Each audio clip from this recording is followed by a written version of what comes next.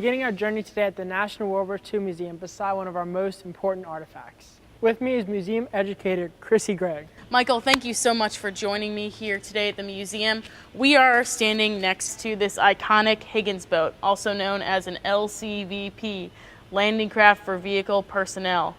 13,000 of these boats were built right here in New Orleans during World War II. It has kind of a unique design. If you notice, this front here is actually a ramp. Why would a boat need a ramp? Maybe to assist unloading a Jeep or a truck? Yeah, exactly. The V in LCVP is vehicle, and actually the P is personnel. So it wasn't just vehicles, but also people. This boat is actually based off of boats that were used here in the Louisiana bayous to get through the shallow swamp water. So actually this boat could go all the way to a beach without getting stuck. You lower down the ramp and you could just run right off or take the equipment right off of it. Weren't thousands of these used in the D-Day operation? Yeah, thousands of these were used in D-Day, and they were just one small piece of the huge operation and all of the boats and ships that would cross the channel on June 6, 1944. D-Day is important for a lot of reasons. One of them being that it is the largest amphibious invasion in all of human history. So this Higgins boat is important, but it's one small piece of this humongous puzzle. It's a big job. Yeah, seriously, it is a big job, and it required a lot of planning and a lot of strategy. It required 12 allied nations all working together, really years, but especially a few intense months of planning. A really awesome allied deception campaign. It required 156,000 troops, 6,400 ships and boats, 11,000 airplanes, all in one day. Yeah, it's crazy, right? Yes. So today you have a big job. You are going to be learning all about D-Day. And you're not just going to be doing that here in New Orleans. I'm actually sending you on a bit of a trip. That's awesome. Yeah, I know, right? So actually you're going to be going off to England first, and you're going to be meeting some other students, and you guys will be learning all about the planning and strategy behind D-Day because a lot of it happened there. Then you're going to cross the channel, just like they did so many years ago, and land in France. And you're going to meet another French student, and you'll be exploring all of the sites of Normandy to really understand what's important about D-Day and why we remember it 75 years later. So I guess pack your bags. Bon voyage. Okay.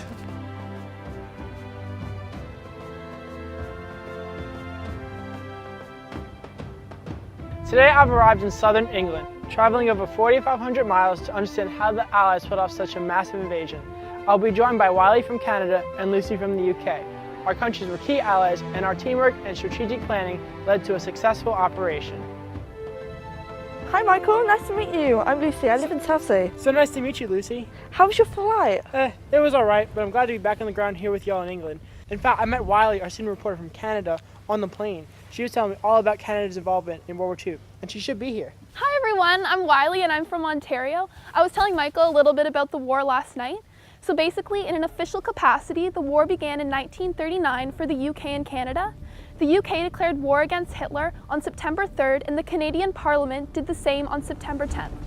This was actually the only time Canada has ever declared a state of war. This occurred 2 years before the attack on Pearl Harbor on December 7th, 1941, which marked the US's entrance into World War II. Flash forward 1944. Most of the plan for D-Day took place in London over the course of the years. However, we're not in London. Actually, the place we're in couldn't be more different to the bustling city. Believe it or not, this quaint and sleepy village of Southwick was critical to the finalising plans of Operation Overlord. Really? That's interesting. As the Allies were nearing the intended invasion date, the primary commanders desired to be closer to the ports in southern England, where thousands of Allied soldiers, airmen, and sailors, along with the necessary supplies and equipment, would launch. The Manor House, which is just shown behind us, held some of the key meetings in the 11th hour with World War II's famous military leadership. You guys want to go inside and take a look? Sure.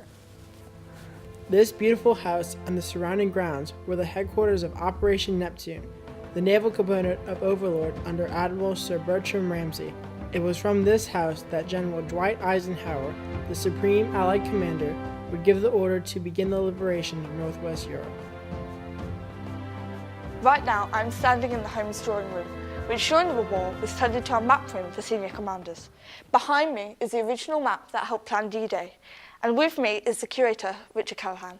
Hello, Richard. Hi, pleased to meet you. Welcome to the map room here at Southwick House. So Richard, what exactly was this map used for? Well, this is actually the show and tell of Operation Neptune, the naval part of the Overlord landings. Can you describe the scene around here leading up to the D-Day invasion? It's probably best described as studied chaos. There were 6,000 people in the High Command, but very few of them actually had access to this house. The majority were camped just outside in the woods.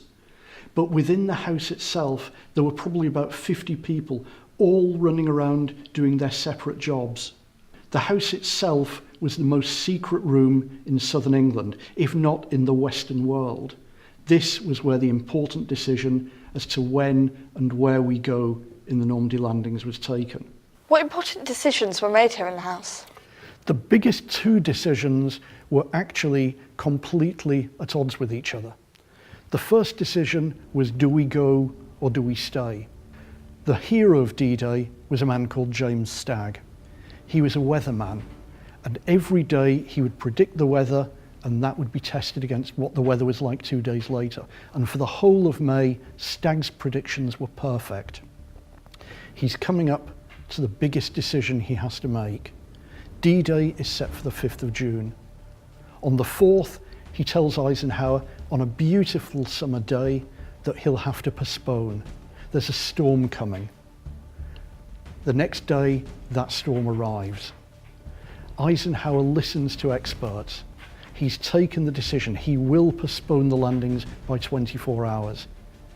Stagg has better news. He tells the Supreme Commander there is an interval with the weather. It should hit the middle of the channel on the 6th of June. The weather won't be great, but it'll be better than it has been. If we go on the 6th of June, it should give us just long enough to get 160,000 troops by air and by sea to land in Normandy. That night, Eisenhower goes back to his caravan in the woods about a mile behind this house. He has a restless night, but he comes back into the house just after 4 o'clock in the morning. Stagg has better news. He's much more certain the weather will be better. Montgomery still wants to go. Ramsey's persuaded. Lee Mallory is persuaded. After a short discussion at 19 minutes past 4 on the morning of the 5th of June 1944, Eisenhower says 3 words. Okay, let's go. The planned region of invasion was Normandy, France. The region was divided into 5 landing zones, along with paratroopers and glider troops landing on the eastern and western flanks of the beaches. The sections of beach in the region were given code names. The American 4th Division would land on Utah Beach.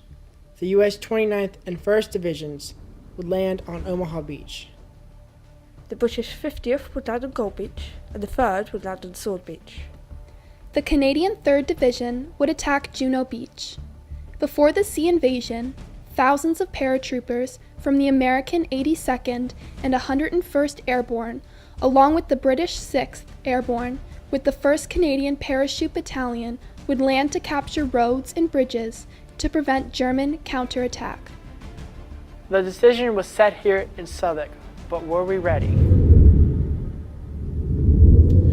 Ranger training in England was normally Ranger training would last longer, but for us in a specialized situation, the 30 of us went through Ranger training. It's strict infantry division, and also you learn to jump from C-47s, which were troop carriers, and you went to intensive training, and as well as the opportunity to observe actual infantry combat, so that as a forward observer you had more of an appreciation of what it was like to be an infantryman per se, so to speak, and it was very beneficial, and it really was training that came in handy for me personally during the next year's time.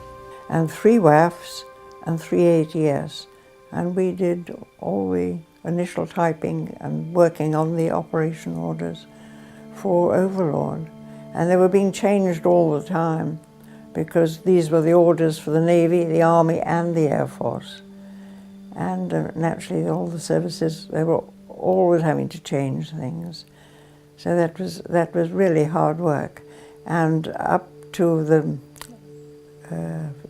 months, a few months before D-Day, we did extraordinary hours because they were running out of time. We worked from, say, 6 a.m. to 12 noon, and then we were on duty again at 6 p.m. till midnight, and then on duty at 6 a.m. again. And so that went on. I don't know how long we did that for, but it was just non-stop.